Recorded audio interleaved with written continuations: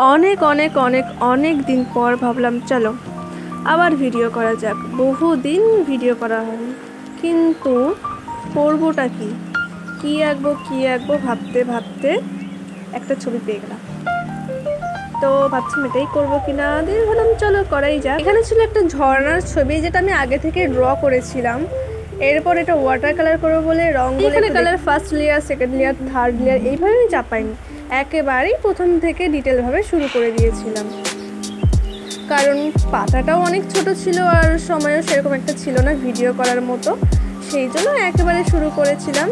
তো ঝর্ণাটার কালারটা হালকা হালকাভাবে করেছিলাম, কারণ এর উপরে আমি করব আবার পেন দিয়ে কাজ। বলতে বলতে এর মধ্যেই আমার ছবি কমপ্লিট ওয়াটার কালারে। কি ভাবছো শেষ হয়ে গেছে?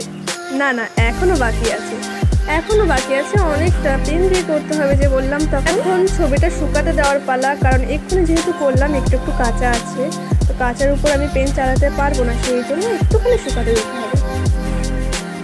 এরপর যেহেতু আমি বলেছিলাম পেন দিয়ে করবো, আমার কাছে নর্মাল ব্ল্যাক পেনই ছিল। আমি যে পেন দিয়ে ড্রয়িং করি অ্যাকচুয়ালি সেই পেনটা আমার শেষ হয়ে গেছিলো বলে এই নর্মাল ব্ল্যাক পেনটা দিয়েই করেছিলাম। যে জায়গাগুলো ডার্ক আছে সেই জায়গাগুলো আর একটু ডার্ক করি, লাইট জায়গাগুলো। ঝর্ণার উপরে সেরকম একটা আমি কাজ করিনি, যেহেতু ঝর্ণার জল সাদা করা আছে, তো সাদার উপর আমি ডিপ ডার্ক দিতে পারবো না, সেই কারণে ওভারঅল সমস্তটা করার পর আমার ছবির লুক আসে কিছুটা এইরকম। এই ছবিটা করেছিলাম আমার নিজের ফটোগ্রাফি থেকে, আমি যেটা তুলে এনেছিলাম, তো সেই ছবি দেখেই করা হয়েছে। এবার কেমন হয়েছে তোমরা সবাই জানো। তোমাদের আঁকা যদি এইরকম কাজ থেকে থাকে তাহলে আমাকে কমেন্ট বক্সে ছবি দিও, আমি দেখবো। টাটা।